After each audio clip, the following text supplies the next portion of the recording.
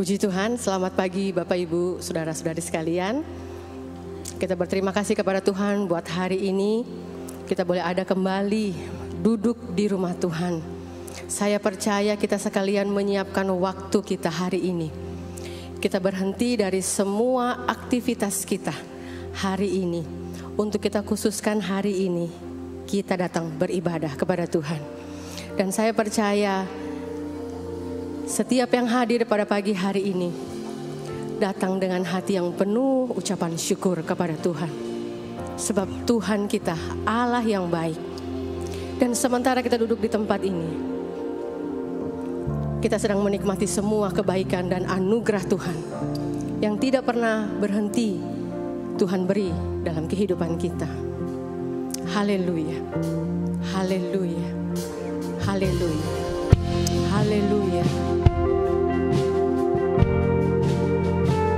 Kami percaya semua karena anugerah-Mu Tuhan. Kami ada lagi hari ini.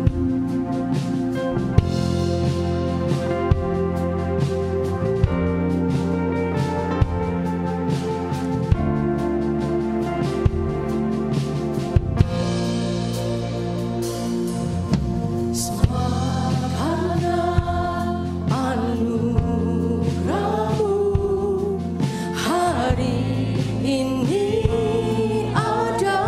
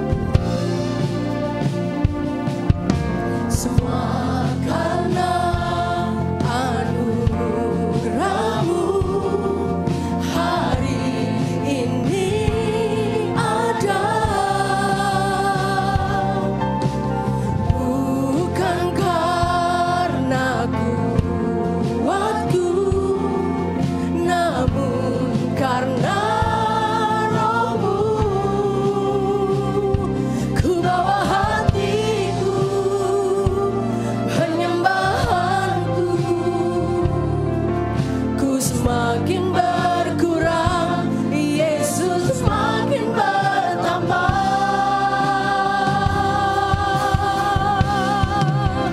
Mengikut Yesus, itulah kesukaan hatiku.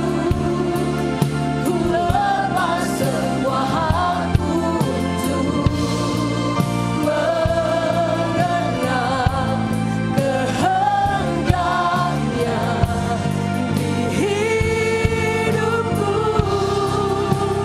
Mengiring Yesus, itulah kekuatan hidupku. Ku yakin anugerahnya mampu jadikanku hamba yang berkenan selalu.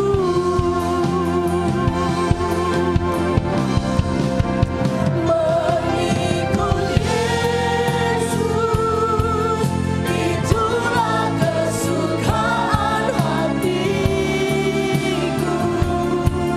Ku lepas semua hakku untuk, amin, haleluya,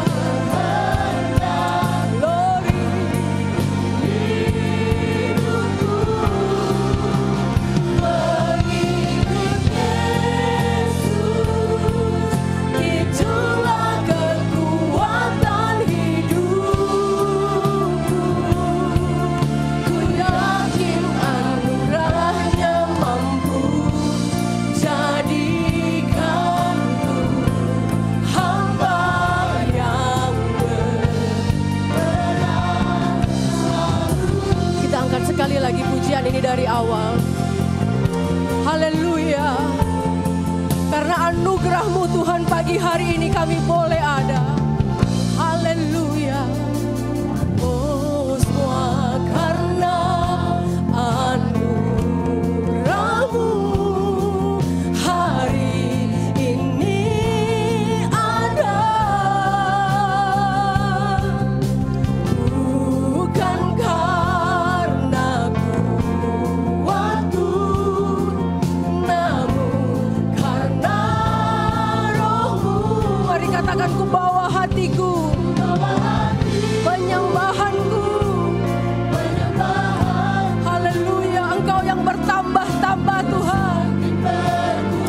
Haleluya. Haleluya. Mengikut Yesus, itulah kesukaan hatiku. Ku lepas semua hakku untuk mengenal kehendaknya di hidupku. Mengikut Yesus, itulah kekuatan hidupku. Amin. Ku yakin anugerahnya mampu jadikanku hamba yang berkenan selalu.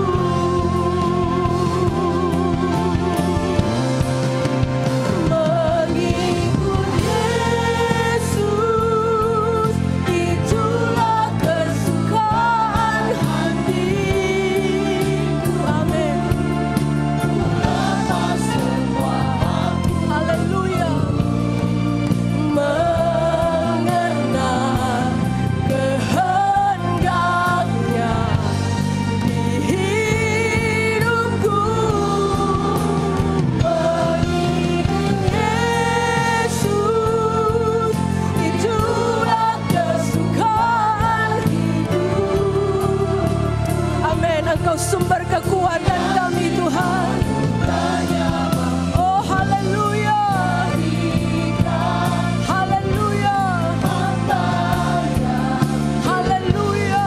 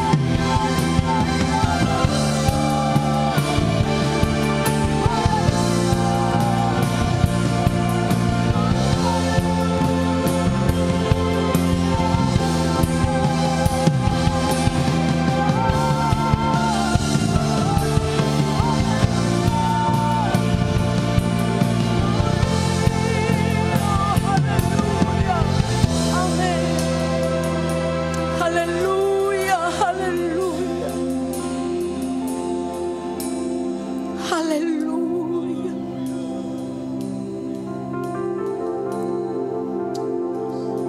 Ku bawa hatiku, penyembahanku,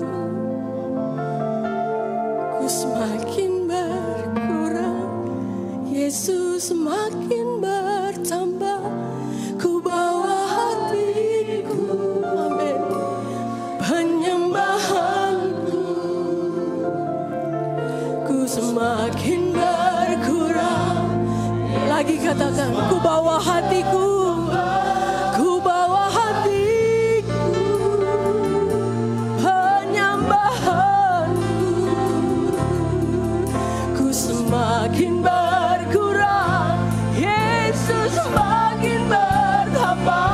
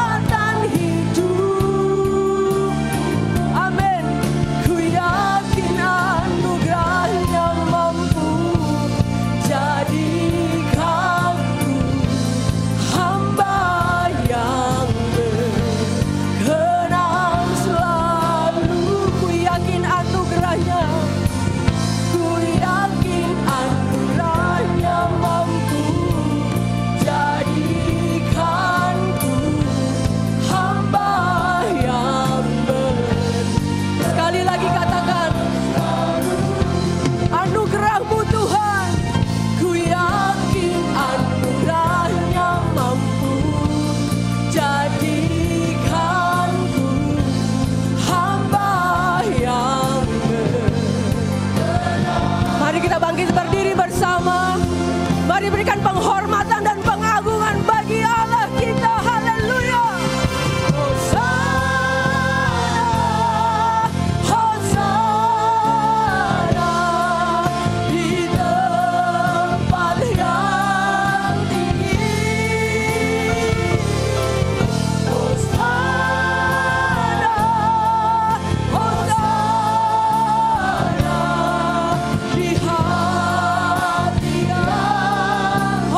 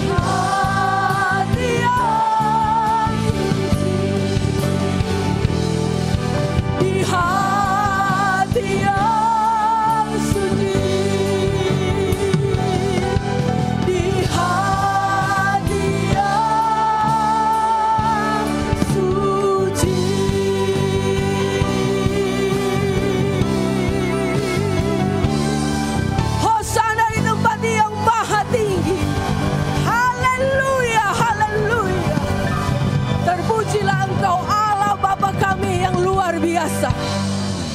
Engkau tidak tertandingi Tuhan. Tidak ada kuasa yang dapat berdiri sombong di hadapan Engkau Tuhan. Sebab Engkau Allah Maha Kuasa. Terima kasih Tuhan. Buat pagi hari ini, kami setiap umat-umat ketebusan-Mu sudah menerima anugerah hari ini Tuhan. Dan kami sedang menikmati semua kebaikan Tuhan saat ini. Kami pakai datang bersyukur dan berterima kasih Tuhan dalam persekutuan ibadah ini. Kami percaya Engkau bersama kami Tuhan. Dan kami mempersembahkan hidup kami sebagai korban dan mezbah di hadapan Engkau Tuhan. Biarlah berbau harum, berkenan di hadapan Engkau. Kekudusan-Mu Tuhan melingkupi setiap kami Tuhan. Sehingga kami boleh berjumpa dengan Engkau dalam kekudusan Tuhan. Terima kasih banyak Bapa yang baik.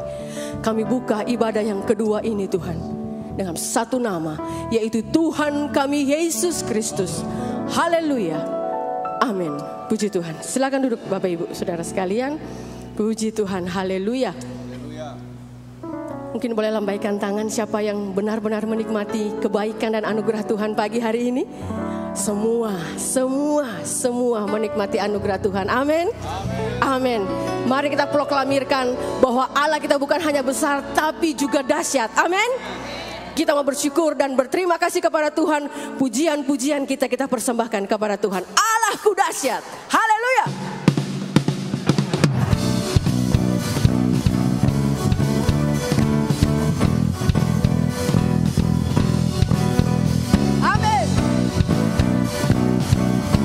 Dari seluruh penjuru bumi datang bersyukur dan berterima kasih kepada Tuhan.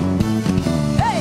Dari utara ke selatan terdengar pujian bagi Allah.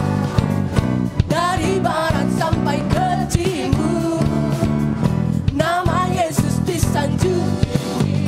Dari pulau-pulau, lembah-lembah, gunung-gunung yang tinggi, kemuliaannya disaksikan, kebesarannya diceritakan. Yesus, Yesus, nama Yesus.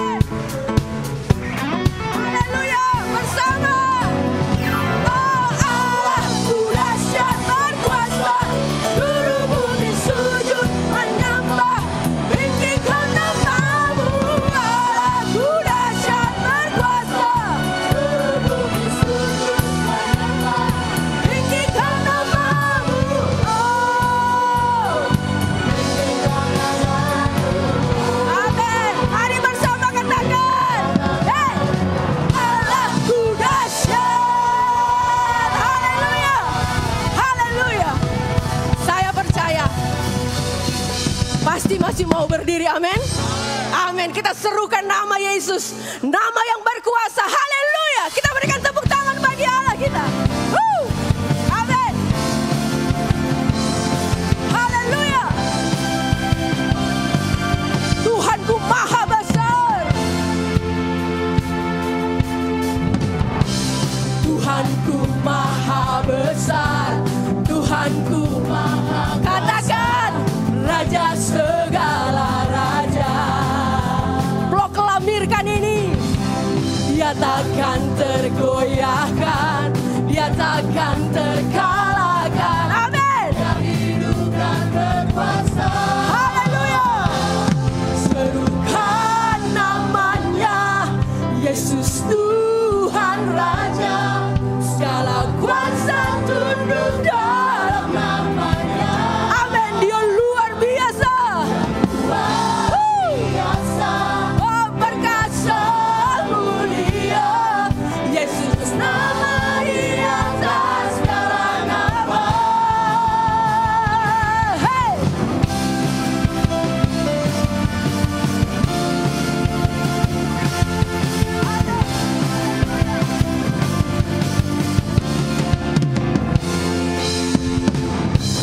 Tuhanku maha besar, Tuhanku maha kuasa, Raja segala raja. Dia takkan tergoyahkan, dia takkan terkalahkan. Dia hidup dan berkuasa. Oh, haleluya. Serukan namanya, Yesus Tuhan Raja. Segala kuasa tunduk dalam namanya. Dia luar biasa, perkasa mulia. Yesus nama di atas segala nama. Haleluya.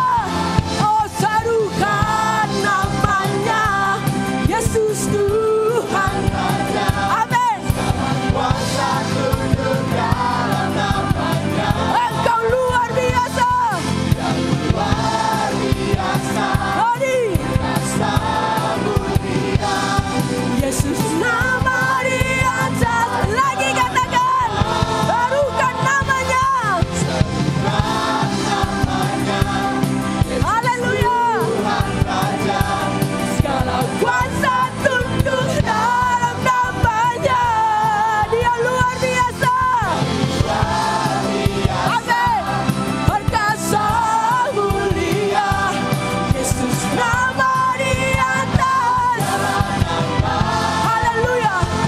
Kita bertepuk tangan di hadapan Tuhan. Dia Allah yang luar biasa. Glory, haleluya. Dia tidak tergoyahkan, dia tidak terkalahkan. Haleluya. Serukan namanya, Yesus Tuhan Raja. Katakan, kuasa tunduk dalam namanya. Katakan dia luar biasa. Haleluya. Perkasa mulia. Glory. Nama di atas segala. Haleluya. Serukan namanya. Namanya Yesus Tuhan Raja. Segala kuasa tunduk dalam namanya. Dia luar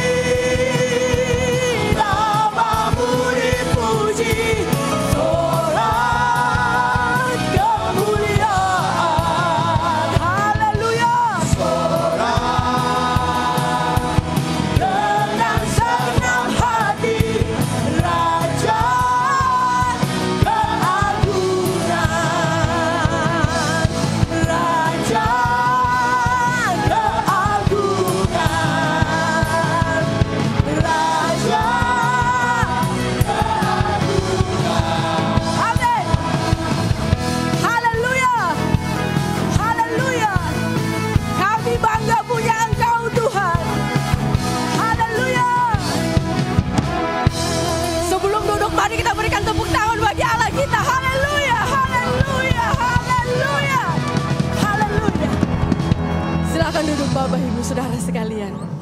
Haleluya. Tepuk tangan kita ini tidak mampu menggambarkan bagaimana kemuliaan Tuhan. Amin. Tetapi ekspresi kita bahwa kita memiliki Allah yang besar, Allah yang mulia, Amin. Allah yang tidak tertandingi, Allah yang maha kuasa. Amin. Allah yang sedemikian hebat inilah yang menyertai perjalanan kehidupan saya dan saudara. Allah yang selalu berada di setiap musim kehidupan kita. Musim apa yang sedang kita jalani saat ini, Tuhan bersamamu. Amin. Tuhan tidak meninggalkan kita, sebab Dia berjanji dan Dia membuktikan janjinya bagi setiap kita. Haleluya, bersamamu Tuhan kami lewati semuanya, karena perkenanan Tuhan dalam kehidupan saya dan saudara. Haleluya.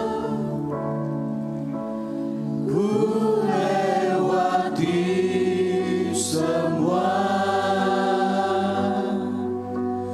perkenananmu ya,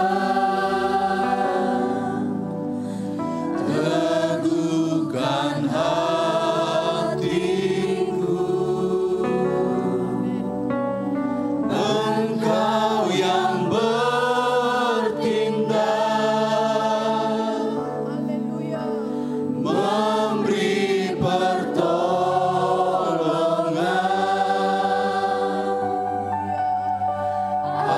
Anugerahmu besar melimpah bagiku.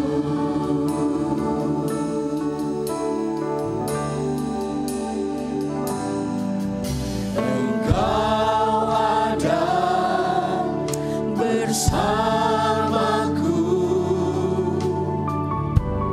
di setiap musim hidupku. Tak pernah Kau biarkan ku sendiri. Kekuatan di hidupku, kekuatan di jiwaku adalah bersamamu. Tak pernah ku ragukan kasih-Mu.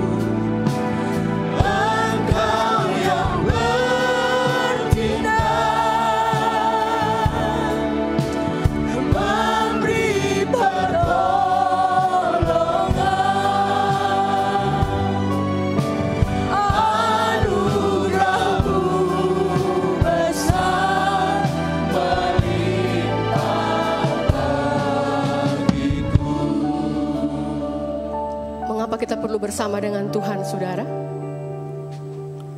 Mengapa kita perlu Roh Kudus? Mengapa setelah Yesus terangkat ke sorga, dia menjanjikan penghibur dan penolong ini bagi kita? Sebab Roh Kudus itu adalah penolong.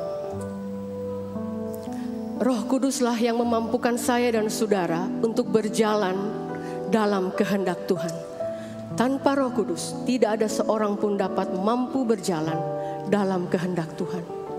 Hidup dalam kekudusan, tidak ada. Tapi Roh Kudus sebagai jaminan bagi kita.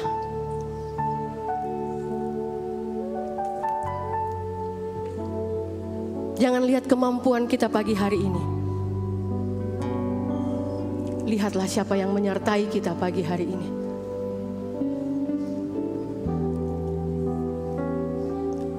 Allah yang dari berabad-abad yang lalu hingga detik ini tidak pernah berubah. Bagi saya, bagi saudara, biarlah Tuhan itu, Bapa ini, menjadi milik pusaka dalam kehidupan kita. Miliki ini saudara, kekuatan Roh Kudus memampukan kita berjalan dalam kehendak Tuhan. Mari bangkit berdiri. Haleluya. Haleluya, haleluya, haleluya. Bersamamu Tuhan, bersamamu Tuhan. Haleluya. Bersamamu Bapa, ku lewati semua.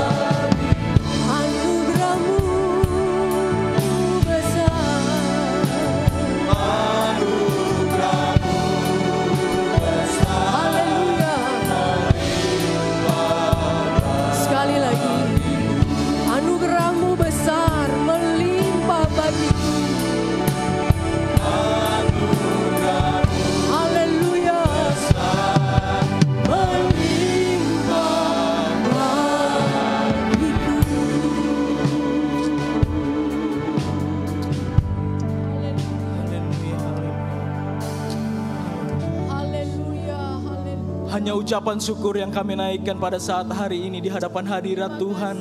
Kalau kami boleh berjalan melewati musim demi musim, kami boleh lewati itu semua karena ada Engkau yang bersama-sama dengan kami. Bahkan hari lepas hari Kau boleh dapati iman kami semakin kuat, iman kami semakin teguh karena Engkau ada bersama-sama dengan kami ya Tuhan. Terima kasih Tuhan, terima kasih Yesus, terima kasih. Siang hari ini kami naikkan setiap ucapan syukur kami lewat pujian penyembahan yang ada ya Tuhan. Kami percaya Engkau Allah sudah disenangkan di atas puji-pujian kami. Engkau Allah sudah bertahta di atas puji-pujian kami ya Tuhan. Tiba saatnya ya Tuhan, kami akan diisi oleh kebenaran firman-Mu. Perlengkapi kami dengan hati seorang hamba, telinga seorang murid.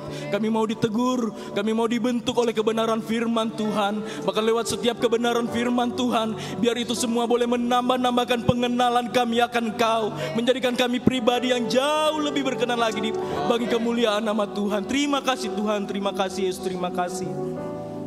Hamba-Mu yang akan memberitakan kebenaran firman Tuhan, lebih dahulu urapi dia, biar setiap benih firman Tuhan yang terucap dari bibir mulut hamba-Mu semuanya berasal daripada Engkau. Terima kasih Tuhan, terima kasih Yesus, terima kasih.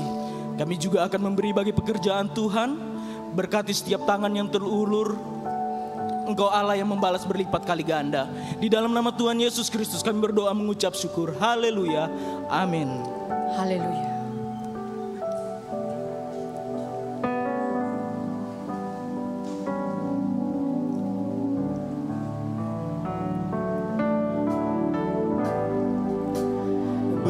Bersamamu Bapa,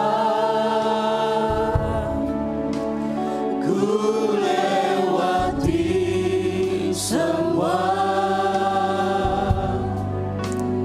Perkenananmu ya teguhkan hatiku. Engkau yang bertindak, memberi pertolongan.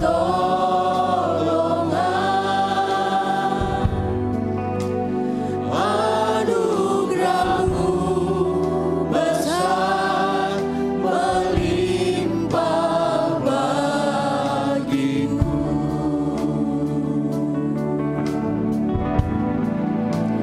Bersamamu Bapa, ku lewati semua. Perkenananmu ya teguhkan hatiku.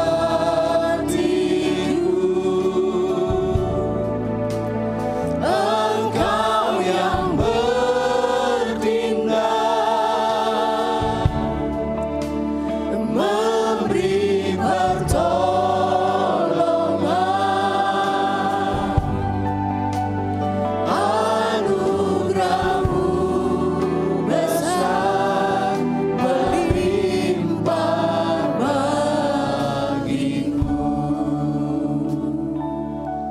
Puji Tuhan, kita akan kembali diisi oleh kebenaran firman Tuhan yang akan disampaikan oleh Bapak Gembala.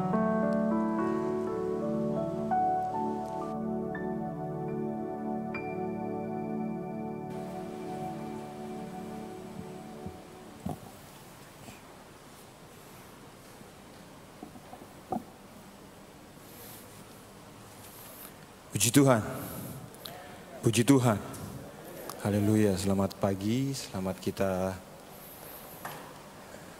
berbakti, beribadah, memuji memuliakan nama Tuhan. Saudara bersuka cita pada pagi menjelang siang hari ini.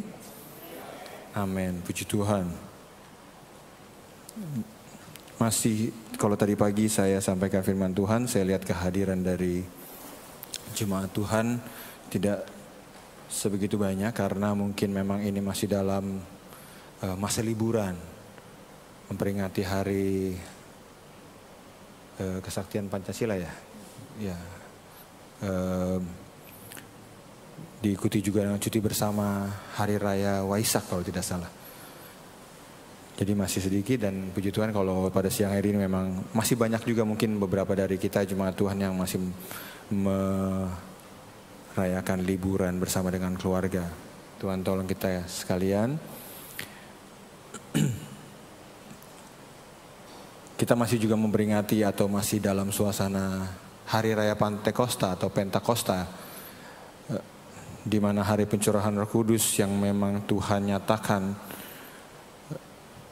di Yerusalem, di kota Yerusalem kepada murid-murid, di mana setelah masa mereka menunggu, Yesus menyuruh mereka untuk jangan keluar dari kota itu karena untuk menantikan janji Tuhan. Mereka melakukan ibadah atau berdoa bersama. Kalau kita baca di Kisah Para Rasul pasal yang pertama, mereka berdoa sampai akhirnya pada hari yang ke-10 atau hari yang ke-50. Pentakosta itu artinya hari yang ke-50.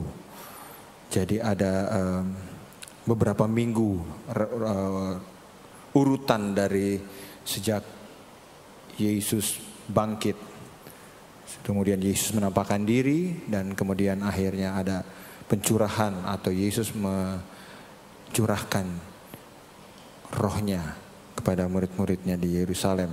Dan semenjak itu akan ada banyak kegerakan-kegerakan besar, karya-karya Tuhan yang memang dinyatakan di dalam pekerjaan Roh Kudus itu sendiri.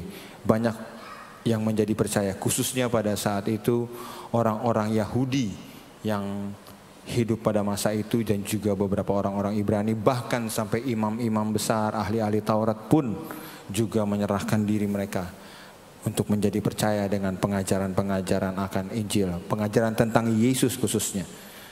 Di mana Yesus telah mati, kemudian dia bangkit, dia hadir ke dunia sebagai seorang manusia, kemudian dia bangkit. Dan kita sementara ini, saat ini kita menunggu dia untuk datang kembali menjemput kita. Dan pengajaran-pengajaran itu yang terus disampaikan lewat Injil, melalui rasul-rasul Yesus, dan kemudian juga melalui murid-murid Yesus terus berkembang, di mana dikuasailah para murid-murid rasul-rasul ini dengan kuasa daripada Roh Kudus, untuk mereka dengan berani, dengan penuh kuasa untuk memberitakan dari mulai Yudea, Samaria sampai terus ke ujung dunia. Kita harus terus memperluas pemberitaan Injil kebenaran firman Allah. Puji Tuhan. Saya akan menyampaikan kebenaran firman Allah ini yang memang masih berkaitan dengan Hari Raya Pentakosta atau Hari Raya Pantekosta. Dan karena kita gereja, kita memakai nama Pentakosta atau Pantekosta, yang artinya adalah hari ke-50 di mana Yesus dicurahkan Roh Kudus. Jadi kita meyakini bahwa pekerjaan daripada Roh Kudus itu memang benar-benar harus menjadi bagian dalam setiap kita umat Tuhan, khususnya umat GPDI itu sendiri. Puji Tuhan, kita akan masuk dalam firman Tuhan yang dimana memang saya ambil saat ini. Tema yang diberikan adalah melayani dengan Roh Kudus, bukan dengan daging. Pembacaan di dalam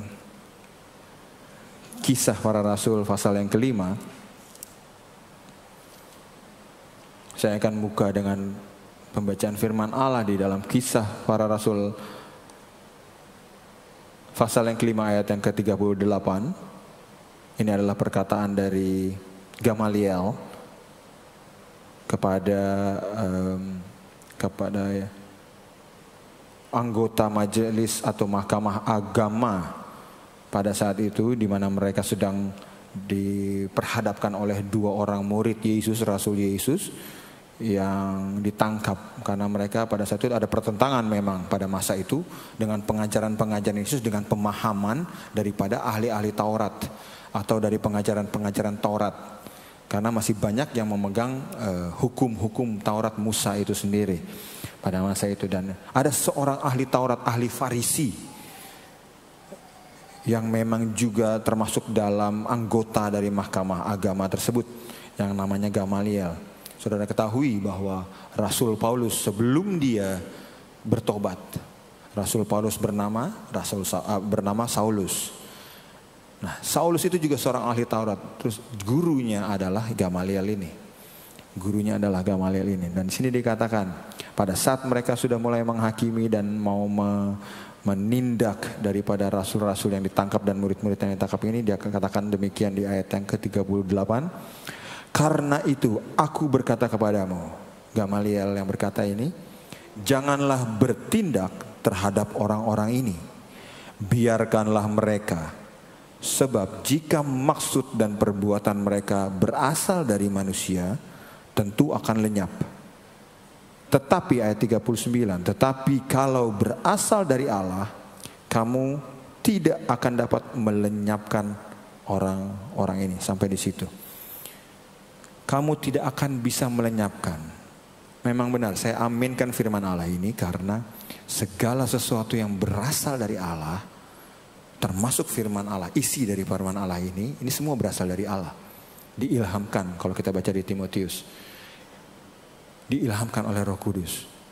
Dan kita sebagai orang-orang percaya harus mengaminkan. Karena segala sesuatu yang berasal dari manusia memang sifatnya itu tidak pernah bisa kekal. Sifatnya tidak akan pernah abadi, tidak akan bisa panjang. Tetapi kalau sesuatu yang berasal dari Allah, tidak akan pernah habis masanya atau waktunya dia berlaku di dunia ini. Tidak akan pernah habis dan dia akan terus menurun kepada yang berikutnya. Roh Kudus bekerja dengan luar biasa, saudara. Di mana waktu murid-murid itu dipenuhkan dengan luar biasa melalui lewat tanda-tanda yang dituliskan di dalam Kisah Para Rasul pasal yang kedua dengan bahasa-bahasa asing yang kita kenal dengan bahasa-bahasa roh. Mereka berbicara dengan bahasa-bahasa asing yang memang bahasa-bahasa itu kita sendiri yang mengeluarkannya, yang kita sendiri yang menyampaikannya itu tidak mengerti artinya.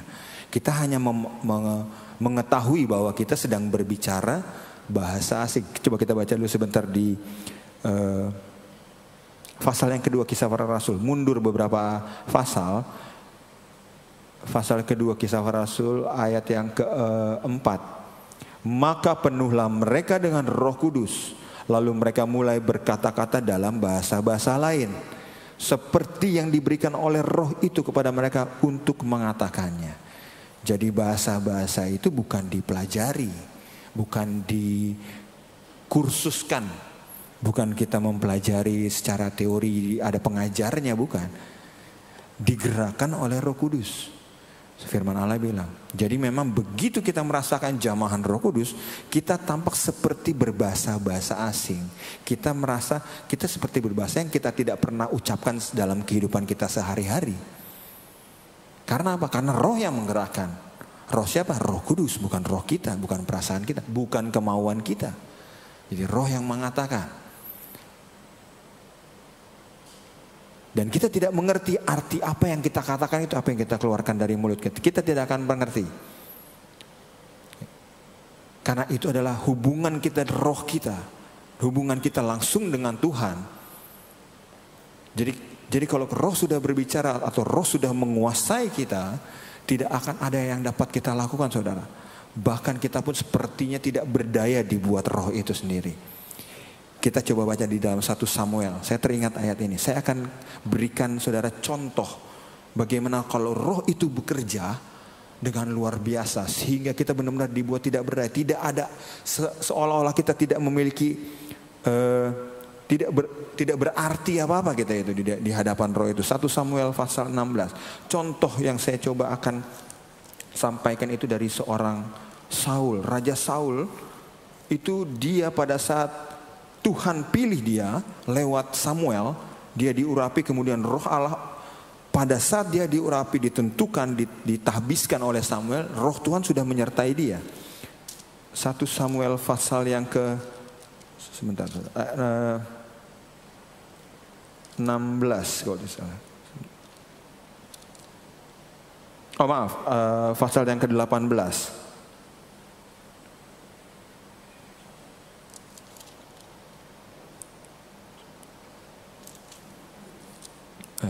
Maaf, sepertinya saya salah ini. Saya tidak catat ini ayat, tapi saya tiba-tiba teringat.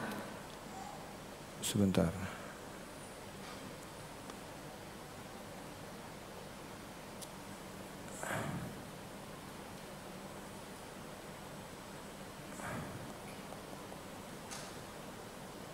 di dalam 1 Samuel pasal yang ke 19 ayat yang ke-24. 19 ayat yang ke-24 begini. Dari 23. Lalu pergilah ia ke Nayot dekat Rama. Ini Saul ya, kalau saudara baca sebelum-sebelumnya. Dekat Rama, dan pada dia pun hinggaplah Roh Allah. Dia menyuruh orang-orang suruhannya untuk menangkap Daud. Kini kisahnya seperti itu. Kemudian akhirnya setelah tidak berhasil beberapa orang suruhannya, kemudian dia sendiri yang turun tangan. Saul pun sendiri yang turun tangan. Hinggaplah Roh Allah, dan selama ia melanjutkan perjalanannya, ia kepenuhan seperti nabi. Hingga ia sampai ke Nayot dekat Rama. Dan kemudian ayat 24, ia pun menanggalkan pakaiannya. Ia pun menanggalkan pakaiannya. Dan ia pun juga kepenuhan di depan Samuel. Ia rebah terhantar dengan telanjang sehari-harian dan semalam-malaman itu. Itulah sebabnya orang berkata atau mengira kepada, apakah juga Saul termasuk golongan nabi? Saudara perhatikan, seorang Raja Saul yang mempunyai kedudukan kuasa yang luar biasa.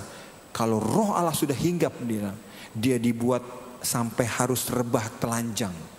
Artinya apa? Artinya dia harus meninggalkan identitas dirinya sebagai seorang yang penuh dengan kuasa.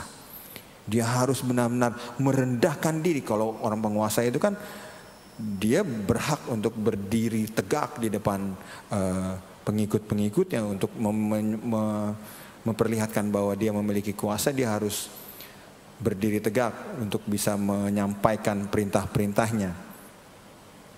Nah, ini kalau sudah Roh yang menguasai, dia sampai harus rebah terhantar ke tanah. Dibuat tidak bisa berdiri. Kita harus benar-benar merendahkan diri sampai kita rebah ke tanah. Kadang-kadang memang kalau kita lagi menyembah gitu ya, dari menyembah Tuhan untuk meminta Roh itu, kadang-kadang memang ada beberapa orang yang memang sampai memang dia tertelungkup, sampai dia sujud menyembah ke tanah, karena saking tidak berdaya, karena Roh itu menguasai dia, sampai benar-benar dia merasakan bahwa Roh ada padanya, dan kemudian dia tidak bisa melakukan hal-hal lain selain apa yang Roh itu perintahkan kepadanya untuk dia lakukan. Jadi memang Roh begitu luar biasa, Bapak Ibu Saudara sekalian. Roh Kudus yang dari Allah memang benar-benar tidak sanggup. Kita sebagai manusia tidak sanggup melawannya. Seorang Saul saja, kalau tadi kita baca itu memang benar-benar dia dibuat tidak berdaya. Kalau disimpulkan dari kacamata yang lain sebetulnya, itu Saul dibuat tidak bisa lanjut melakukan pengejarannya terhadap Daud. Jadi dia benar-benar dibuat rebah, seperti terkungkung gitu di dalam Roh, seperti ditawan di dalam Roh, seperti terbelenggu di dalam Roh Kudus. Kan niatnya dia kalau kita baca di ayat-ayat sebelumnya adalah dia mengejar Daud untuk membunuhnya gitu. Tetapi karena Roh itu menghinggapi dia, menguasai dia, sampai akhirnya dia dibuat seperti, dan dahsyatnya pekerjaan Roh itu. Saudara tidak akan pernah bisa menghindar kalau Roh Kudus sudah bekerja di dalam kehidupan kita. Kita kembali ke dalam Kisah Para Rasul pasal 6 tadi, atau Kisah Para Rasul tadi, di mana pekerjaan atau karya Roh Kudus setelah dikaruniakan Allah kepada kita, kuasa itu dikaruniakan Allah kepada kita sebagai umat-umat yang percaya, sebagai umat-umat GPDI kalau saya katakan, kita bisa memiliki satu kuasa yang luar biasa dengan adanya Roh itu di dalam kita. Kisah 1 ayat 8 dikatakan, kamu akan menerima kuasa kalau Roh Kudus turun ke atas kamu, dan kamu akan menjadi saksiku di Yerusalem, Yudea, Samaria, sampai ke ujung bumi. Engkau akan menjadi saksiku. Kalau saudara perhatikan, Yerusalem, Yudea, Samaria itu memiliki karakter penduduk orang-orang yang berbeda. Mereka menganggap satu sama lainnya itu tidak layak, tidak bisa menerima satu dengan yang lainnya. Jadi tetap tugas kita sebagai orang-orang percaya yang sudah dipenuhkan dengan Roh Kudus, atau yang sudah dipenuhi dengan Roh Kudus, tugas kita adalah menjadi saksi Yesus tentang keselamatan, tentang keberadaan Yesus sendiri itu dengan kuasanya, sampai ke tidak hanya di gereja kita sendiri atau di bagian atau di ruang lingkup umat-umat percaya saja, tetapi kita harus mengabarkannya ke mereka-mereka yang belum menerima atau belum mengetahui tentang pengajaran akan Injil ini. Disebutkan di situ kan, dikasih umpamanya itu adalah Yerusalem, Yudea, Samaria, dan sampai ke ujung bumi. Ujung bumi mana? Apakah bumi ada ujungnya? Jadi artinya terus dia akan berputar terus sampai memang semua umat, tujuan firman Allah disampaikan atau diturunkan ke dalam dunia untuk menyelamatkan semua umat yang ada di muka bumi ini, termasuk saya dan saudara. Amin. Tujuannya itu. Dan Roh Kudus mau bekerja melalui kita, umat Tuhan, jemaat Tuhan yang ada, yang sudah menjadi murid Yesus, yang sudah menjadi pengikut Yesus, yang sudah dipenuhkan dengan Roh Kudus. Untuk apa? Untuk memberitakan Injil ini, untuk menyaksikan kepada mereka yang belum kenal, yang belum paham, yang belum menerima bahwa Yesus Kristus adalah satu-satunya Tuhan dan Juru Selamat.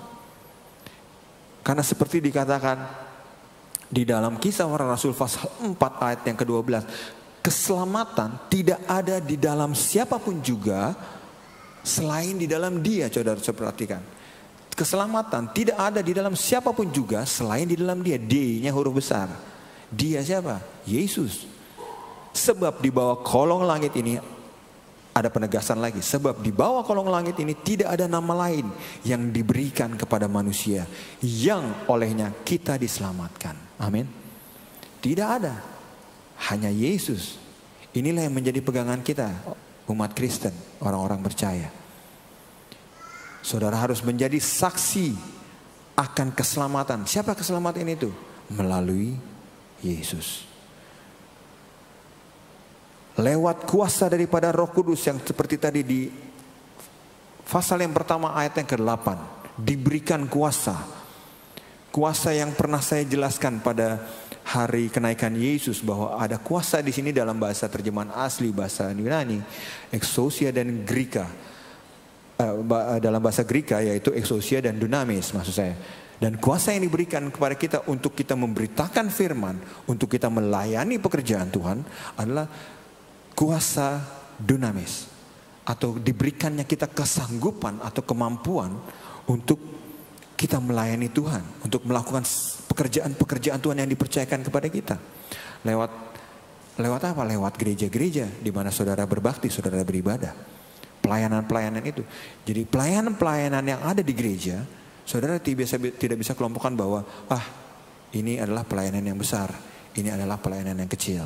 Tidak bisa. Karena kuasanya itu sama. Kuasanya sama, yang dikaruniakan kepada kita itu sama. Jadi tanggung jawab yang kita emban atau yang kita pegang itu pun sama. Baik dari mulai penerima tamu, usher, kemudian kolektan, kemudian multimedia, kamera person, apalagi pemain musik, WL singer, kita semua sama. Dari mulai pintu depan sampai di altar ini semua sama. Kuasa yang diberikan Tuhan untuk kita melayani itu adalah kuasa yang dinamis. Adalah kesanggupan, kemampuan, keberanian kita yang Tuhan karuniakan kepada kita. Lalu bagaimana perkembangan daripada pekerjaan Roh itu sendiri pada saat peristiwa di Yerusalem ini?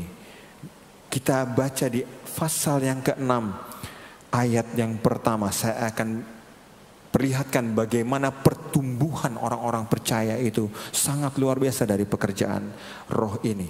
Pada masa itu ketika jumlah murid makin bertambah, timbullah sungut-sungut di antara orang-orang Yahudi yang berbahasa Yunani terhadap orang-orang Ibrani, karena pembagian kepada janda-janda mereka diabaikan dalam pelayanan sehari-hari. Begitu mulai tumbuh pertumbuhan orang-orang percaya dari segala macam karakter, dari segala macam suku lah kalau saya katakan saat ini. Ada orang-orang Ibrani yang sudah modern, yang sudah berbahasa Yunani. Kalau dikatakan di sini mereka tetap orang Yahudi, tapi mereka sudah berbahasa Yunani karena Perjanjian Baru ini memang penulisan aslinya adalah dalam bahasa Yunani. Kalau Perjanjian Lama dalam bahasa Ibrani. Lalu kemudian di sini dikatakan dengan orang-orang Ibrani, perselisihan, bukan perselisihan, maksudnya persungut-sungutan dengan orang Ibrani. Orang Ibrani itu kalau boleh saya katakan adalah orang-orang lama lah, orang-orang jadul gitu, old school mereka, yang masih bisa berbahasa Ibrani juga. Jadi mereka masih juga memegang hukum Taurat atau hukum Musa, tetapi mereka sudah percaya dengan Injil ini, dengan firman Allah, pengajaran firman Allah yang lewat rasul-rasul. Kemudian terjadi perseteruan, persungutan di antara mereka, karena ya seperti ada ada pelayanan-pelayanan yang terabaikan. Kita lanjut baca yang ayat yang kedua. Berhubung dengan itu, kedua belas rasul Yesus memanggil semua murid berkumpul dan berkata demikian, kami tidak merasa puas karena kami melalaikan firman Allah untuk melayani meja. Kami tidak merasa puas. Jadi maksudnya pelayanan meja di sini adalah pelayanan yang dipercayakan kepada kita. Seperti halnya tadi saya katakan bahwa ada pelayanan di gereja yang memang pos-posnya itu seperti halnya tugas sebagai penerima tamu, sebagai kolektan, sebagai pemain musik, WL, singer, choir. Banyak ada sound system, semuanya multimedia. Itu adalah pelayanan meja maksudnya. Pelayanan yang dipercayakan kepada jemaat Tuhan untuk mengambil bagian di dalamnya. Nah, pelayanan bukan pelayanan meja yang pelayanan ada mejanya, bukan gitu. Kalau ada mejanya ya cuma di atas doang. Yang ini nggak ada mejanya, adanya mic, adanya keyboard gitu. Jadi memang ini dimaksudkan dituliskan seperti itu. Jadi pelayanan-pelayanan yang dipercayakan atau diberikan, yang diadakan di gereja. Jadi kalau saudara perhatikan di dalam ayat yang kedua, itu memang rasul-rasul seperti tadi, ada yang terabaikan, ada yang sudah melakukannya dengan tidak sepenuh hati sehingga mereka asal-asalan kalau saya katakan. Nah, lalu terlihat oleh rasul-rasul ini bahwa pelayanan ini tidak membuat mereka puas, merasa ini pelayanan nggak benar. Mereka melakukannya dengan tidak sepenuh hati. Mereka tidak puas. Tidak puas dalam artian ini mereka tidak benar-benar melakukannya. Mereka yang ditugaskan, jemaat-jemaat Tuhan di Yerusalem pada saat itu. Lalu mereka ingin ada sebuah perubahan supaya pelayanan ini benar-benar murni atau benar-benar atau dilakukan dengan benar, tidak dengan asal-asalan. Di dalam ayat yang ketiga kita baca lanjut. Karena itu rasul-rasul ini katakan, salah satu dari rasul mengatakan kepada jemaat Tuhan, saudara-saudara, pilihlah 7 orang dari antaramu yang terkenal baik dan yang penuh roh dan hikmat, supaya kami mengangkat mereka untuk tugas pelayanan meja itu. Jadi pilihlah. Beberapa bulan lalu di awal-awal tahun Februari saya sempat mengadakan pertemuan dengan beberapa pengurus wadah lama, beberapa wadah waktu itu, dan kemudian mereka ingin setelah beberapa tahun mereka melayani di wadah itu, pengurus-pengurus itu mereka minta untuk bisa ada peremajaan atau regenerasi. Saya bilang oke, boleh, supaya mereka juga belajar, supaya mereka juga bisa melayani lebih dari posisi yang ada saat ini. Akhirnya saya katakan, biasanya dulu waktu orang tua saya biasanya ditunjuk, dipilih gitu, langsung diketemuin orangnya. Kamu tolong ya bantu di pelayanan wadah ini jadi ketuanya begitu. Kemudian baru dia cari anggota-anggotanya. Tapi kemarin saya tidak memperlakukan seperti itu. Yang saya lakukan seperti ini. Saya serahkan ke mereka lagi sebagai rekan-rekan kerja untuk mereka mencari siapa-siapa orang yang paling kompeten atau yang kompeten, yang berkualitas, yang qualified untuk bisa menggantikan itu, untuk menggantikan dia, untuk melanjutkan kepengurusan di wadah-wadah itu. Dan puji Tuhan akhirnya terbentuk beberapa kepengurusan baru dari beberapa wadah yang mungkin saudara ingat beberapa waktu lalu juga kita akhirnya pernah kita doakan di sini mereka sekitar 30 sampai 40 orang mungkin di depan. Nah, itulah adalah pengurus-pengurus yang dimana bukan yang saya tunjuk itu. Itu yang saya lakukan seperti ini. Rasul-rasul menyuruh jemaat untuk mencari mereka, memilih. Kalau di sini 7 orang, kalau itu 40 orang lebih banyak karena memang kita banyak. Jadi orang-orang yang terkenal baik dan yang penuh roh dan hikmat, dikatakan. Jadi memang pelayan-pelayan Tuhan, pelayan-pelayan meja, sejatinya mereka harus dipenuhkan dengan Roh Kudus. Jadi pelayan-pelayan yang dipercayakan sejatinya memang harus dipenuhkan dengan Roh Kudus. Harus sudah mengalami baptisan Roh Kudus. Selain dari baptisan air itu sendiri, ada beberapa gereja yang menerapkan, atau juga di tempat ini gereja kita juga menerapkan bahwa untuk pelayan-pelayan meja atau pelayan-pelayan gereja, pelayan-pelayan altar yang bertugas di hari Minggu, memang sebaiknya mereka sudah dibaptis dengan air. Mereka sudah melewati baptisan air dulu. Nah, berbicara mengenai baptisan roh, apakah sudah dibaptis dengan roh? Memang dulu kalau tidak salah sempat juga ada peraturan seperti itu, seperti demikian. Tetapi tidak mudah untuk kita sebagai jemaat Tuhan yang belum pernah atau belum pernah mengalami jamahan Roh Kudus untuk minta Roh Kudus memenuhi kehidupan kita. Karena memang mungkin saudara akan merasa aneh dengan rasa yang akan saudara alami pada saat Roh Kudus memenuhi saudara. Karena ada beberapa firman Allah juga katakan tanda-tanda yang akan kita ketahui bahwa kita telah dipenuhkan dengan Roh Kudus adalah dengan kita berbahasa-bahasa lain atau bahasa-bahasa asing. Nah, itu yang salah satunya yang paling umum kita suka dengar kalau kita sedang berdoa terus kemudian ada yang kepenuhan dengan Roh Kudus. Ada mungkin teman di sekitar kita yang tiba-tiba berbahasa roh, nah seperti itu tanda-tandanya. Dan memang sulit. Jadi saya pikir ini hanya berbicara mengenai proses, dan saya yakin dan percaya bahwa sepanjang hidup kita sebagai umat Tuhan, tetap walaupun kemarin kita telah melewati ibadah 10 malam atau 10 hari untuk meminta pencurahan Roh Kudus, saya katakan bahwa saya yakin juga memang mungkin saja mereka yang ikut dari hari pertama sampai hari terakhir pasti juga belum ada yang dipenuhkan, tidak semuanya dipenuhkan, ada juga yang belum, maksud saya. Pasti ada juga yang belum, tetapi tidak berhenti dari sampai di situ saja, sampai di momen di mana kita mengikuti ibadah pencurahan Roh Kudus.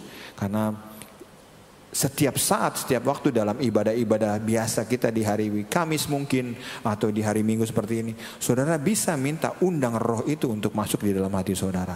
Tidak harus menunggu momen kenaikan Yesus kemudian ibadah 10 malam, doa 10 malam, baru di situ saudara ikut gitu. Bukan, saudara tetap bisa minta itu di ibadah-ibadah yang lain, di waktu-waktu yang lain, waktu-waktu doa yang ada. Jadi memang tidak mudah untuk roh itu bisa masuk dalam hati. Kalau kita tidak membuka hati untuk menerimanya, sulit memang. Kalau kita tidak bisa mengundang dia dengan sungguh-sungguh, dengan tulus, dengan jujur, sulit untuk bisa kita dikuasai dengan Roh Kudus. Dan kalau dikatakan tadi, roh dan hikmat itu yang ada pada 7 orang yang dipilih untuk melayani meja. Itulah yang diingini rasul-rasul. Supaya apa tujuannya? Supaya tidak ada pekerjaan Tuhan yang terabaikan. Seperti tadi di ayat yang pertama katakan. Supaya tidak ada yang terabaikan atau terlalaikan. Jadi kita semua pelayan-pelayan Tuhan itu jadi harus penuh dengan Roh Kudus. Sejatinya seperti itu. Jadi memang cuman peraturan ini, tetapi peraturan ini tidak diterapkan secara langsung lagi. Tetapi saya percaya bahwa mereka-mereka yang sudah melayani namun belum dipenuhkan dengan Roh Kudus, saya yakin mereka tetap rindu untuk minta peranan Roh Kudus di dalam diri mereka, untuk mereka undang menjadi bagian mereka. Puji Tuhan. Jadi saya bisa katakan bahwa peranan daripada Roh Kudus pada saat kita melayani sangat memberikan pengaruh yang luar biasa. Apalagi kepada saudara yang juga ikut membangun, ikut menikmati hadirat Tuhan. Kenapa saya katakan harus mereka dipenuhkan dengan Roh Kudus? Karena begitu mereka ada di depan sini, mereka menaikkan pujian kepada Tuhan bersama dengan saudara-saudara. Saudara juga bisa merasakan adanya peranan roh hadir di tengah-tengah kita, sehingga apa yang kita sampaikan atau yang kita naikkan puji-pujian itu kepada Allah itu berkenan, dan Tuhan suka dengan apa yang kita persembahkan itu. Karena peranan kita di depan sini, kalau tidak kita dikuasai hati, pikiran, perasaan kita dengan roh, Akan sulit kita bisa mengangkat suasana atau mengundang roh hadirat Tuhan hadir di tengah-tengah kita pada saat hari ini. Pada saat siang hari ini. Oleh karena itu mereka pelayan-pelayan, dari mulai pemain musik mereka benar-benar harus dikuasai oleh roh. Pelayan altar harus dikuasai oleh roh. Kenapa? Kita mengajak jemaat Tuhan untuk masuk lebih dalam ke dalam hadirat Tuhan. Kita mengajak, kita mengundang roh Allah turun di tengah-tengah kita. Dan kita menerima roh itu. Dan kita masuk lebih dalam lagi di dalam hadirat Tuhan. Itulah peranan Roh Kudus yang harus kita miliki sebagai umat-umat Tuhan. Pekerjaan Roh Kudus luar biasa Bapak Ibu Saudara sekalian. Dengan hikmat dan roh kita harus bisa berdiri untuk mengundang kuasa daripada Roh Kudus itu. Untuk ini kita tidak berbicara, saya tidak bisa menyampaikan ini hanya sebatas dalam ruang lingkup pelayanan gereja. Dalam kehidupan saudara-saudara sekalian, keseharian saudara sekalian. Saudara harus benar-benar dikuasai dengan roh. Karena apa? Kecenderungan kita hidup manusia itu memang masih bersinggungan dengan dunia, masih bersinggungan dengan dunia. Pengaruh dunia masih begitu kuat dengan kita. Tetapi ingat, kalau kita sudah dikuasai roh selain dari Roh Kudus, nah itulah yang dapat mencelakakan kita. Jadi kalau kita bilang, kita katakan bahwa kita sudah dipenuhkan dengan Roh Kudus dan kemudian roh itu undur daripada kita. Mungkin banyak dari saudara juga katakan, apakah roh itu bisa undur daripada kita? Bisa. Kita baca di 1 Samuel. 1 Samuel pasal yang 16. 1 Samuel pasal yang ke-16. Ayat yang ke-14. Dikatakan apa demikian? Tetapi roh Tuhan telah mundur daripada Saul. Kalau roh kita tidak memiliki atau roh itu sudah pernah ada di kita dan kemudian itu undur daripada kita, apa yang menggantikannya? Dikatakan berikutnya, dan sekarang ia diganggu oleh roh jahat yang daripada Tuhan. Saudara mungkin bingung dengan kalimat ini. Roh jahat yang daripada Tuhan itu gimana? Saudara ingat kisah Ayub? Dia adalah orang yang saleh, tidak pernah melakukan dosa. Terus kemudian Allah mengizinkan iblis mencobai dia. Nah itu maksudnya. Roh jahat daripada Tuhan. Itu atas izin Tuhan.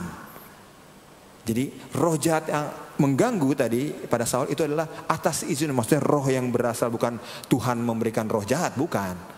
Yang mengganggu tetap iblis, kuasa-kuasa gelap. Jadi tapi Tuhan izinkan karena roh itu sudah undur daripada Saul. Dan yang kedua, Saul bisa menyatakan bahwa roh itu sudah undur ada di pasal yang ke-18. Di pasal yang ke-18 ayat yang ke-10.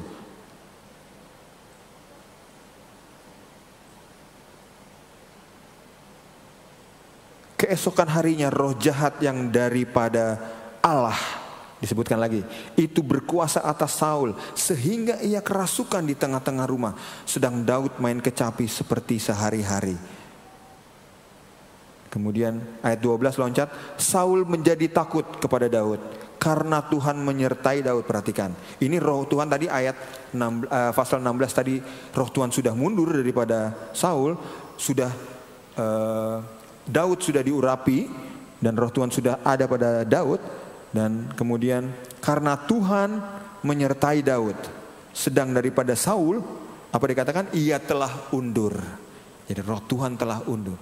Jadi apakah roh Tuhan bisa undur daripada kita? Bisa. Bisa.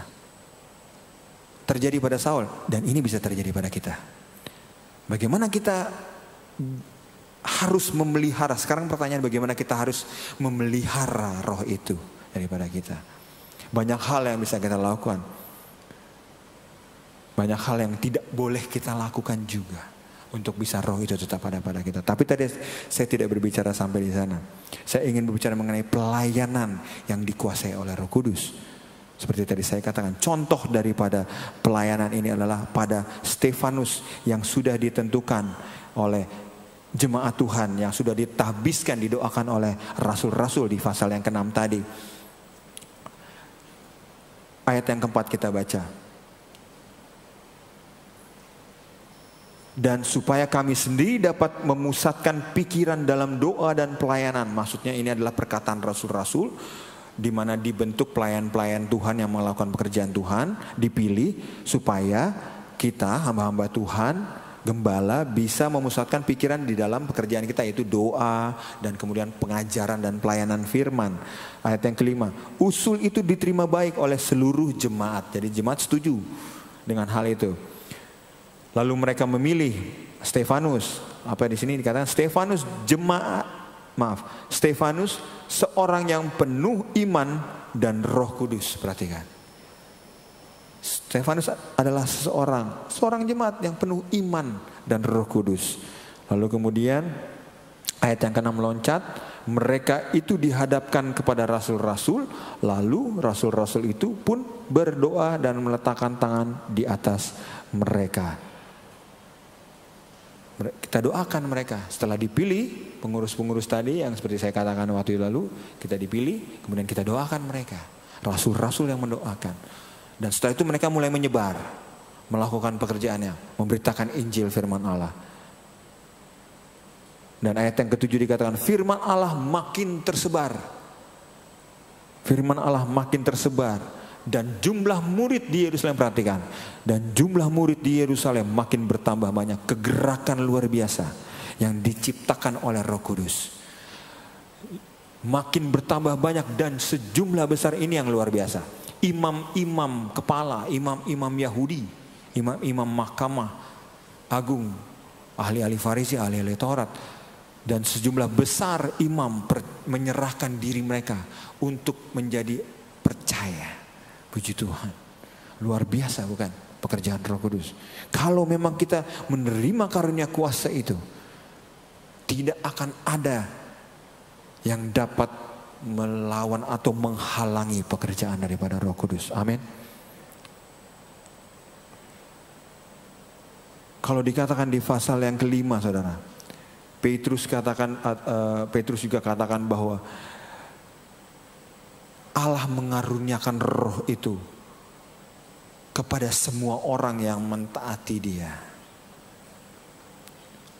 Jadi karunia Roh Kudus itu kepada kita yang taat kepada Tuhan. Taat berbicara mengenai setia juga ya. Jadi ketaatan mengenai setia, kepatuhan, banyak itu. Penjabarannya banyak sekali. Jadi pelayan Tuhan tidak sembarangan kita bisa melayani kalau memang kita tidak dulu kita berdoa, kita landasi semuanya dengan roh. Kita landasi dengan doa, kita mulai dengan doa. Kemudian minta roh itu berperan, bukan kita. Memang Tuhan kasih kita talenta untuk kita melayani dengan bermain musik, dengan suara yang bagus. Dengan apa wajah yang baik untuk menerima tamu, senyuman segala macam. Asher itu bertugas harus dengan keadaan hati yang sukacita loh, penerima tamu. Jangan dia senyum tetapi dia dari hatinya padahal sedang ada masalah, mungkin sedang ada problem. Waduh, senyum-senyum menyambut tetapi hatinya harus dibereskan dulu. Harus benar-benar dulu, hatinya tuh harus bersih dulu supaya menyambut tamu atau menyambut jemaat yang datang juga. Jemaat-jemaat yang datang kita nggak pernah tahu bagaimana keadaan kondisi mereka datang. Mereka mau datang untuk menerima kuasa Tuhan di tempat ini. Tapi begitu kita masuk, kalau dia udah rasakan auranya ya, kalau saya katakan auranya itu beda, ya mereka juga ya kadang-kadang kan kalau kita ketemu di depan gitu kan, kita salam, ada yang sekarang ada yang salaman, ada yang masih salam begini.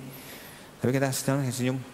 Cuma lewat aja, ngelengos. Ya udah, kita mesti jaga hati. Penerima tamu itu harus dengan sukacita melayani itu, harus tulus gitu. Karena apa? Orang-orang yang masuk itu macam-macam. Kalau hati kita lagi nggak jelas gitu ya, bimbang dan Bagaimana gitu ya, kita sulit juga kita untuk bisa menerima. Jadi kita harus tulus benar-benar menerima dengan senyuman, menyambut mereka selamat hari Minggu, selamat pagi dan lain sebagainya. Karena orang yang mendua hati tidak akan ada ketenangan dalam hidup. Itu di Yakobus pasal 1 ayat yang ke-8. Coba dibuka sebentar, Yakobus pasal 1 ayat yang ke-8.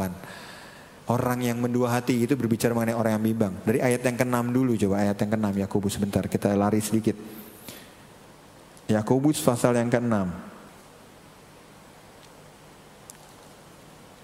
Ayat yang, Yakobus pasal pertama ayat yang ke-6 maksud saya.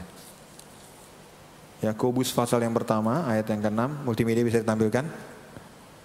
Hendaklah ia memintanya dalam iman dan sama sekali jangan bimbang. Sebab orang yang bimbang sama dengan gelombang laut yang diombang-ambingkan kian kemari oleh angin. Ayat yang 7. Orang yang demikian janganlah mengira bahwa ia akan menerima sesuatu dari Tuhan. Sesuatu apa? Roh Kudus. Roh itu kan dari Tuhan. Kuasa itu dari Tuhan. Kalau bimbang roh Tuhan tidak akan. Karena begini, kalau roh itu sudah menguasai kita, tidak akan ada kebimbangan. Amin. Tidak akan ada keraguan. Yang ada hanyalah keberanian, kesanggupan, kemampuan yang roh berikan. Ayat yang ke-8, orang yang mendua hati tidak akan tenang dalam hidupnya. Nah, orang yang mendua, orang yang bimbang, orang yang bercabang, tidak akan tenang dalam hidupnya. Jadi kita harus siap dalam melayani Tuhan. Kita harus siap, baik dalam memimpin pujian sampai di akhir juga. Kita harus siap dengan suasana hati yang baik. Makanya sebelum besok kita melayani dapat jadwal, kemudian kita berdoa dulu malam. Bereskan dulu hati kita, suasana pikiran kita, suasana perasaan kita, minta roh yang bekerja, amin. Harus itu. Saudara-saudara yang sudah mengikut Yesus semenjak dari muda, dari kecil, saudara sudah mengetahui firman Allah. Di sekolah minggu saudara menerima pengajaran-pengajaran. Saudara ikut dari kecil sampai sekarang saudara dewasa. Dan saudara-saudara inilah yang boleh saya katakan, kalau sekarang kita kenal adalah jemaat-jemaat Tuhan. Kalau dulu dikatakan juga adalah murid-murid. Murid-murid itu ya itu pengikut Yesus, pengikut Kristus, pengikut firman. Yang meyakini akan isi firman Allah ini. Jadi saudara-saudara adalah murid-murid Yesus juga, amin. Saudara-saudara harus melakukan apa yang sudah ditugaskan oleh Roh, yaitu menjadi saksi. Dengan kuasa daripada Roh Kudus saudara akan mampu, saya yakin. Saudara harus bisa. Ya makanya sekolah minggu saya rasa butuh tenaga-tenaga pengajar untuk bisa menjadi guru-guru sekolah minggu yang belum menjadi guru-guru sekolah minggu. Karena apa? Saudara diberikan kuasa. Saudara sudah menguasai, saudara mengerti, memahami firman. Sekarang tinggal bagaimana kita menyaksikannya. Kita mulai aja dengan lingkungan kita dulu. Mungkin saudara malu dengan lingkungan saudara di mana saudara bekerja, saudara kuliah, saudara sekolah kepada teman-teman. Kita mulai dari lingkungan kita di gereja kita. Dari sekolah minggu, ajarkan anak-anak ini. Anak-anak saudara yang ditinggalkan di bawah sekolah minggu harus diajarkan dengan benar. Dan guru-guru itu harus benar-benar dipenuhkan dengan Roh Kudus supaya mereka benar-benar mengajar sesuai dengan pengajaran firman Allah yang benar ini. Tidak salah. Sehingga anak-anak itu akan tumbuh terus dewasa. Karena mereka ini adalah penerus-penerus. Karena kita tidak tahu kapan kita juga akan dipanggil Tuhan sebagai orang tua, sebagai orang yang lebih dewasa. Dan anak-anak inilah yang terus. Kalau mereka hidup tidak di dalam pengajaran yang benar, mereka akan menyimpang jauh. Tidak akan ada keselamatan yang mereka terima. Jadi pengajaran-pengajaran yang benar, itu benar-benar adalah dikuasai oleh Roh Allah. Roh Allah yang kudus itu adalah roh yang memang harus kita miliki sebagai setiap kita untuk bisa kita benar-benar menyampaikan firman itu kepada mereka. Dan saudara-saudara, kepercayaan-kepercayaan yang gereja berikan jangan saudara sia-siakan gitu loh. Karena apa? Memang beberapa waktu lalu dalam ibadah kepenuhan Roh Kudus, dalam ibadah pencurahan Roh Kudus, disampaikan juga bahwa Roh Kudus itu saat ini sudah menjadi kebutuhan bagi kita. sebuah kebutuhan yang sangat krusial, sebuah kebutuhan yang sangat mendesak bagi kehidupan kita umat percaya. Karena apa? Yudas ayat yang ke-17. Surat Yudas ayat yang ke-17. Tetapi kamu saudara-saudaraku yang kekasih, tetapi kalian jemaat-jemaat Tuhan yang ada, seperti itulah bahasanya sehari-hari, ingatlah akan apa yang dahulu telah dikatakan kepada kamu oleh rasul-rasul Tuhan kita Yesus Kristus. 18. Sebab mereka telah mengatakan kepada kamu, menjelang akhir zaman akan tampil pengejek-pengejek yang akan hidup menuruti hawa nafsu, kefasikan mereka. Mereka adalah pemecah belah yang dikuasai hanya oleh keinginan-keinginan dunia ini, dan yang hidup tanpa Roh Kudus.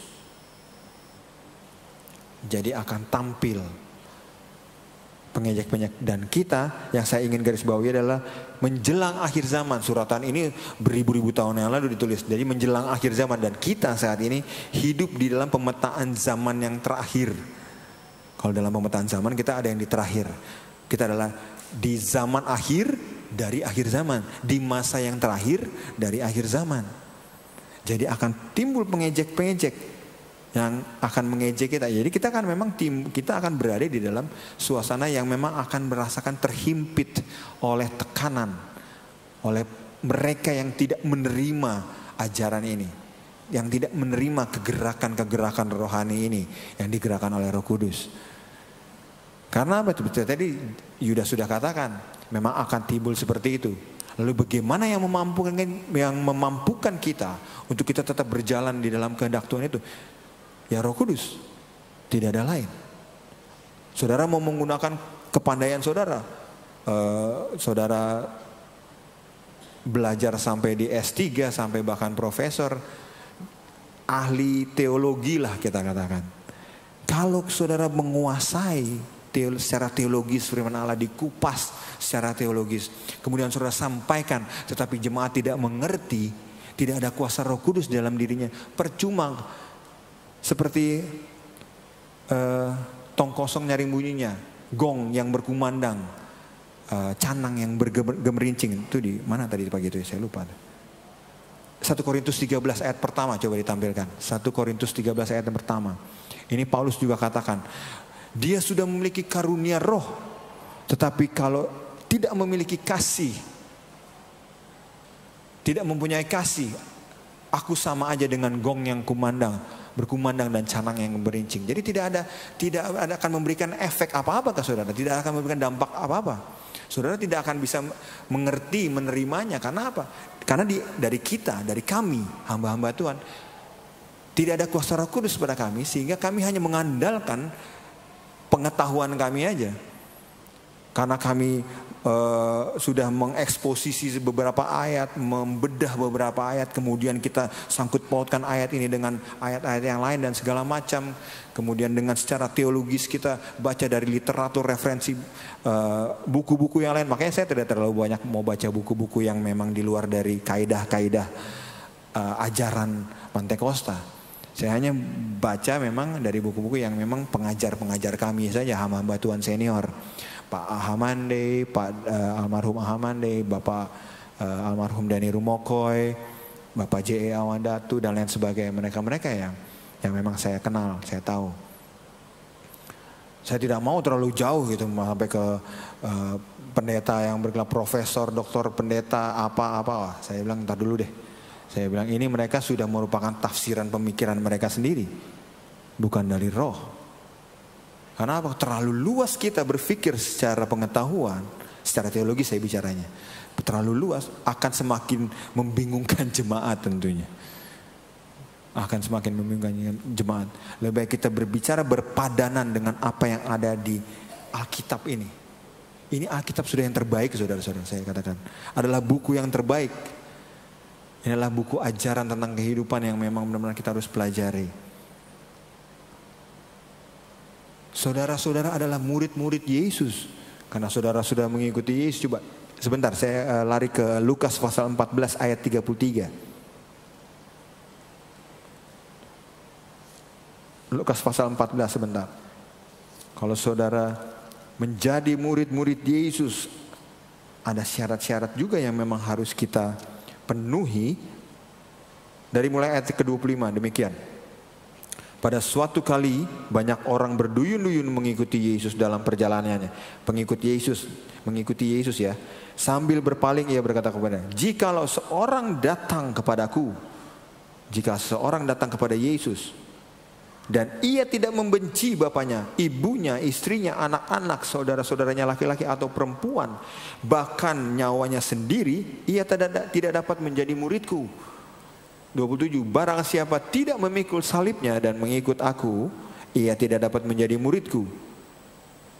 Sebab siapakah di antara kamu yang kalau kamu, maaf ini tidak usah, langsung ke ayat yang ke-33 saja kita loncat. Demikian pula lah tiap orang di antara kamu yang tidak melepaskan dirinya dari segala miliknya tidak dapat menjadi muridku. Kalau saudara perhatikan ayat 25 tadi atau 26 cukup menakutkan ya. Jikalau seorang datang kepadaku tapi dia tidak membenci bapaknya, ibunya dan lain sebagainya. Masa sih kita harus membenci sampai ayat ini? Tidak bisa secara harafiah Bapak Ibu Saudara sekalian kita mengartikan ayat yang tadi itu. Tidak bisa secara harafiah. Artinya kita harus meninggalkan identitas lama kita untuk kita bisa menjadi murid Yesus, untuk bisa menerima kuasa daripada Roh Kudus. Sehingga kita benar-benar dikuasai Roh Kudus, bukan identitas kita sebagai seorang mungkin direktur utama dari sebuah perusahaan, segala macam seperti itu, bukan. Tapi ini adalah gambaran saja. Jadi kita harus benar-benar, kita memang dibuat tidak berdaya seperti tadi Saul dikatakan, dia harus rebah ke tanah. Identitas dia sebagai seorang raja hilang. Telanjang kita dikatakan, sampai dia harus menanggalkan pakaiannya, pakaian yang menunjukkan kebesarannya sebagai seorang raja, yang hanya bisa dipakaikan oleh statusnya seorang raja. Dia harus tanggalkan itu semua. Jadi kita pada saat kita berdiri di depan sini, saudara-saudara melayani diberikan kepercayaan, tanggalkan identitas saudara, status saudara. Tidak bisa saudara memakai status saudara sebagai seorang yang berpengaruh di luar. Karena kalau saudara di sini dan saudara dipenuhi dengan Roh Kudus, saudara akan menangis di depan sini. Yang mungkin sebelumnya di depan anak buah saudara tidak pernah saudara terlihat menangis, tapi di depan sini saudara harus menangis karena pekerjaan atau Roh Kudus yang memenuhi saudara.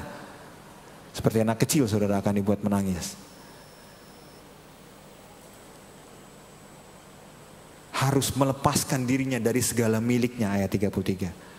Maksudnya bukan saudara meninggalkan harta benda saudara terus kemudian ikut Yesus. Tapi kalau gambaran dari firman Allah, pada saat murid-murid pertama dipanggil itu, Petrus, Yakobus segala itu kan pada saat mereka sedang bekerja kan, membereskan jelas setelah selesai menangkap ikan. Yesus bilang ikutlah aku, mereka langsung tinggalkan seluruhnya. Langsung meninggalkan segala pekerjaan mereka menjadi murid Yesus akhirnya. Dan mereka menjadi rasul akhirnya. Tapi kita adalah gambaran murid-murid Yesus. Yang memang secara harafiah memang kita tidak harus meninggalkan secara keseluruhan harta benda kita dan segala macam. Tetapi kita harus meninggalkan segala perasaan-perasaan dunia, pikiran-pikiran yang pada saat kita mau masuk ke dalam rumah Tuhan, ya, saat kita berbakti kepada Tuhan. Tinggalkan itu semua. Biarkan roh yang bekerja di dalam saudara.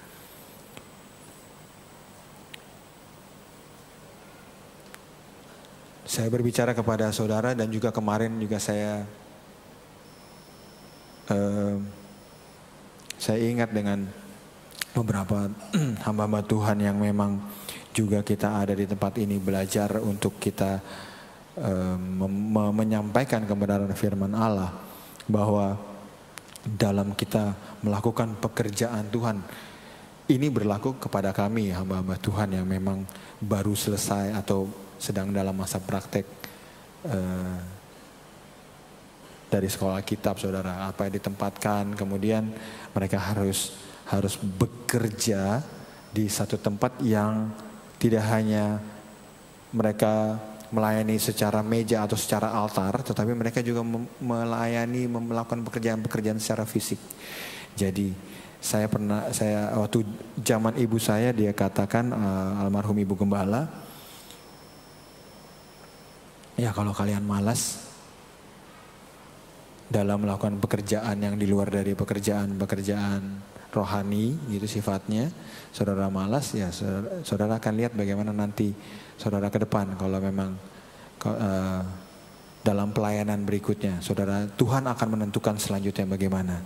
Karena memang kalau sulit juga kita untuk mengawasi mereka secara intensif ya, secara intens gitu. Karena memang semua kami ini memang, kalau saya secara pribadi, Tuhan memang memanggil dengan sebuah peristiwa-peristiwa yang memang saya alami. Sampai akhirnya saya memutuskan untuk sekolah kitab. Dan teman-teman juga yang lain yang sini hamba-hamba Tuhan, saya yakin juga demikian. Tetapi saya katakan, kalau roh itu tidak ada pada kalian, kalau roh itu tidak ada pada diri saudara, saudara akan ada sungut-sungut. Pasal 6 ayat yang pertama. Yang seperti jemaat-jemaat Tuhan alami.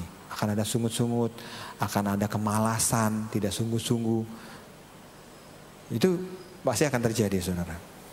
Pasti akan terjadi. Oleh karena itu selalu firman itu diingatkan kita juga sebagai ibu, waktu dari zaman Bapak Gembala, Ibu Gembala terus. Makanya mereka sering marah kepada mereka kalau mereka udah malas apa segala macam untuk tidak melakukan. Kadang-kadang mereka menunggu untuk disuruh baru melakukan. Padahal kan kita pengennya mereka tuh berinisiatif gitu ya. Memiliki inisiatif yang baik untuk melakukan hal-hal apa yang harus dikerjakan. Selain dari pelayanan kepercayaan yang mereka dipercayakan oleh gembala, misalkan pelayanan firman, doa atau pimpin pujian dan lain sebagainya. Tapi pekerjaan-pekerjaan di luar itu.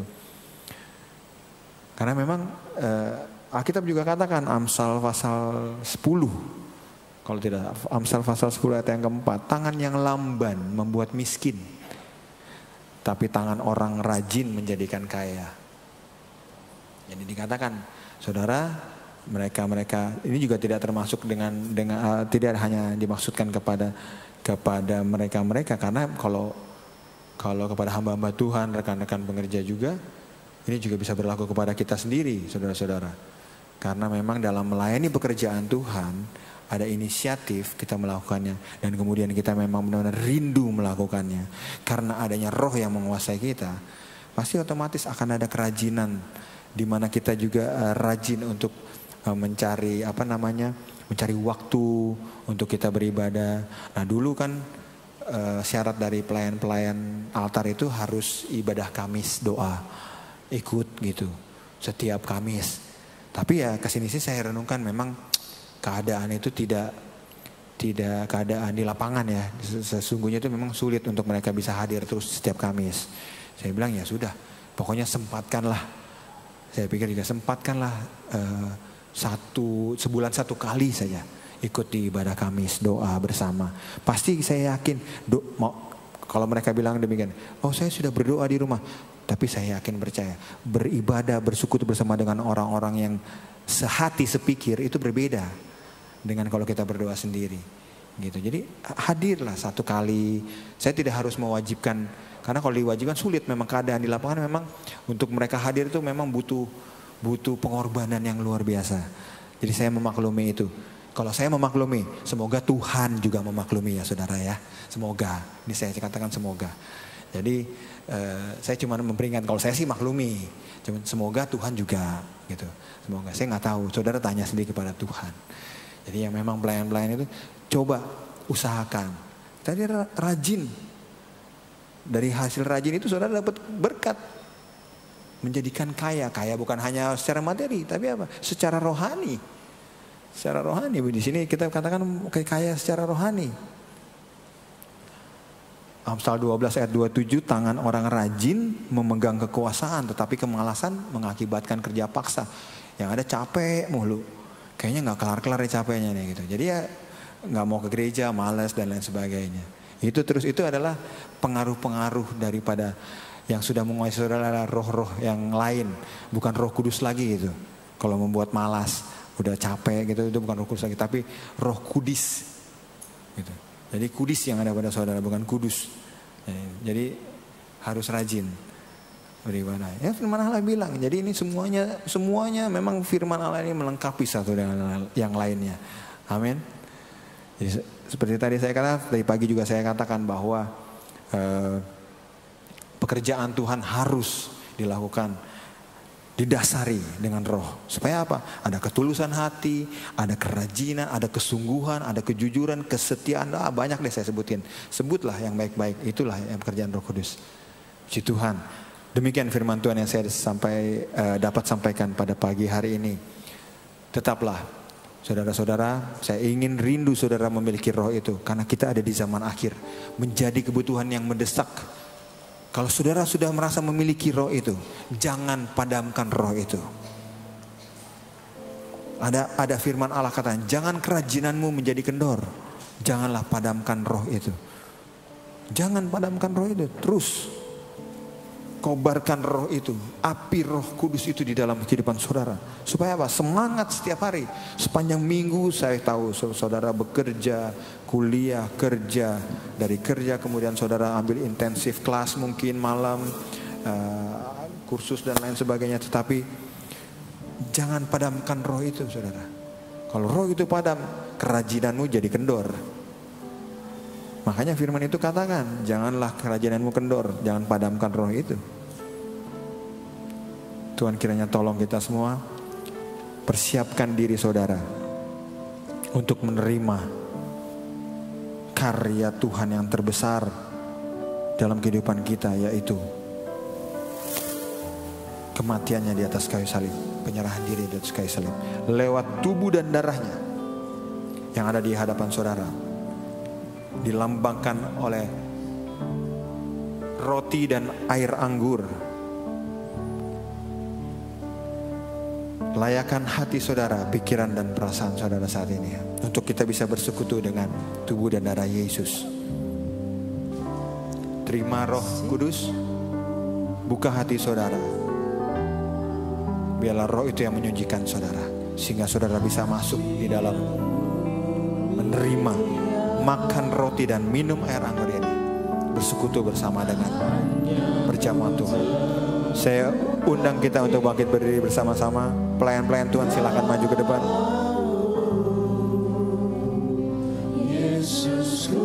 Haleluya.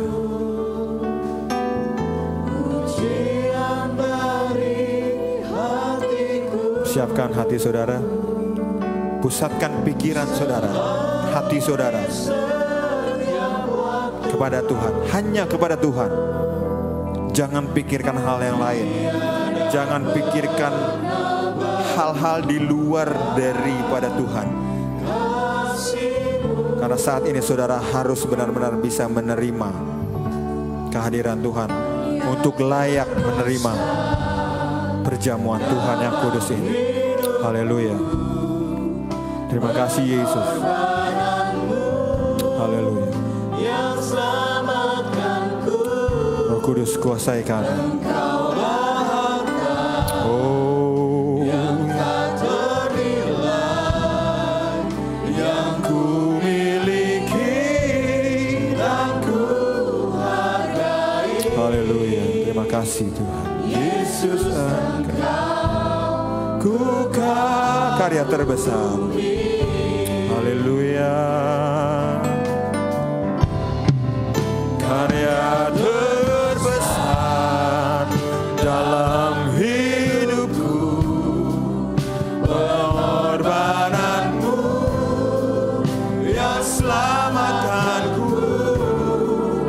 Engkaulah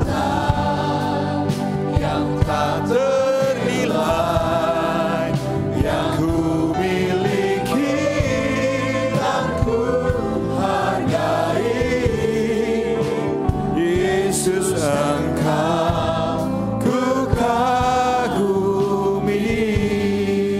Terima kasih Tuhan Yesus.